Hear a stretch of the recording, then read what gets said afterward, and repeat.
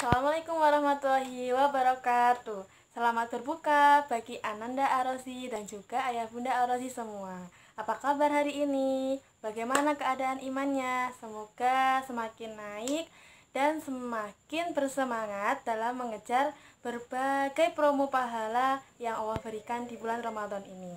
Nah, saat ini Ustazah akan sedikit bercerita mengenai keadaan Ramadan di berbagai negara saat masa pandemi ini dan juga berbagai macam adat ataupun tradisi yang unik dari berbagai macam negara. Dan di Australia tidak seperti di Indonesia.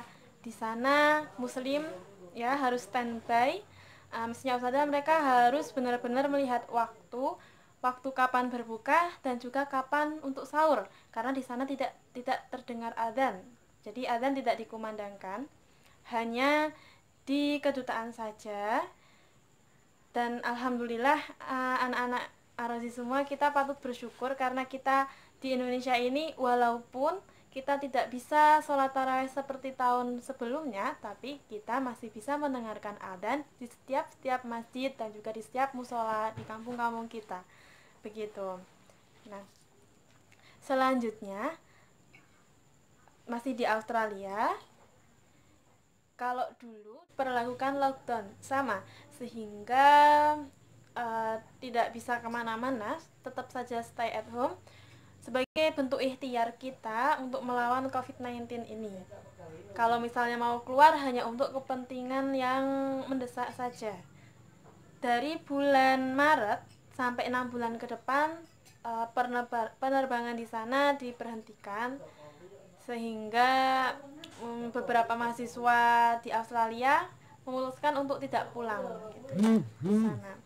Terus kemudian Finlandia ini memiliki waktu puasa yang lebih panjang dari Indonesia, anak-anak. Ternyata di sana waktunya adalah 17 jam. Kalau kita 12 jam, 12 sampai 13 jam. Sahur setengah 4, berbukanya jam berapa coba? Jam setengah 10 malam. Nah, sehingga kita patut bersyukur berada di Indonesia ini pertengahan. Jadi tidak terlalu panjang waktunya untuk berpuasa ataupun tidak terlalu singkat gitu. Dari jam setengah 4 ya, misalnya setengah 4 sahur, kita maghrib jam 6 gitu atau setengah 6 atau jam 6 kurang sudah berbuka. Kalau di sana belum berbuka. Di sana di Finlandia setengah 10 malam baru berbuka. Belum lagi nanti tarawehnya, belum lagi nanti sholat tahajudnya, belum lagi nanti sahurnya dan lain sebagainya. Jadi alhamdulillahirrahmanirrahim, atas kenikmatan Allah yang sangat banyak ini kita patut bersyukur ya anak-anakku semua. Dan tetap semangat untuk stay home-nya, tetap semangat untuk mengejar berbagai macam kebaikan yang Allah tawarkan di bulan ini. Kemudian di Pakistan, kalau di Pakistan ada tradisi 3 hari bulan puasa, ya hari terakhir bulan puasa itu para warganya berkumpul, kemudian mereka mengadakan khataman kubro, jadi khataman Quran bersama. Namanya yaitu malam Sabina. Ya, bukan Sabana ya, Sabana itu ayam geprek, promosi malah. Nah, kemudian di Turki, jadi ketika sahur di Turki itu punya tradisi para pemain drum band datang dan juga turun di jalan-jalan. Sampai pemerintah Turki memberikan kayak ID card gitu, maksudnya tanda anggota kepada mereka para pemain drum band itu sebagai wujud apresiasi. Jadi kalau kita itu tong-tong ya, sahur gitu kan pakai kentongan, kalau di sana pakai drum band di Turki. Kemudian di Mesir ada namanya tradisi para warganya itu ketika Ramadan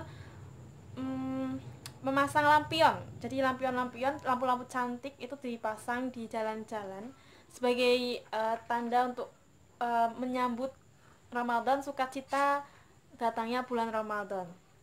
Nah, di Yordania sama seperti di Mesir, yaitu menghias jalan dengan lampu-lampu yang berwarna-warni gitu. Nah, sedangkan di Qatar yaitu tradisinya anak-anak ya seusia kalian itu mereka keluar rumah keluar rumah dan memakai pakaian khas Qatar. Nah, ketika memakai pakaian khas Qatar itu mereka hanya berkeliling di tetangga ataupun di kampung-kampung mereka pada awal bulan Ramadan. Dan sebagai wujud sukacita mereka bahwa alhamdulillah ini Ramadan telah tiba gitu. Dan setelah itu mereka akan dibagikan permen, mereka juga akan dibagikan kacang. Itu tradisinya. Tapi beda kemudian dengan keadaan sekarang ya, mungkin semua orang ataupun semua pemerintahan di negara-negara mengatakan kepada para warganya, menganjurkan dan memerintahkan untuk stay at home, untuk keselamatan bersama. Nah, mungkin itu saja Ananda Arosi yang bisa Ustazah sampaikan betapa seluruh penduduk muslim di dunia ini menantikan Ramadan.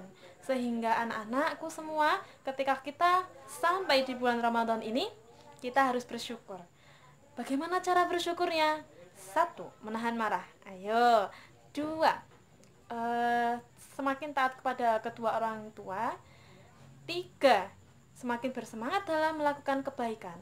Apapun, sekecil apapun kebaikan yang anak-anakku lakukan, insya Allah itu akan dibalas oleh Allah karena Allah Maha melihat.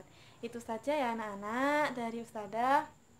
Keadaan-keadaan negara-negara lain ataupun negara kita semoga bisa menambah kesemangatan kita dalam mengisi bulan Ramadan ini supaya kita semakin fight, semakin berjuang bahwa semua ujian insya Allah akan berlalu. Semangat. Sekian dari Ustazah. Wassalamualaikum warahmatullahi wabarakatuh.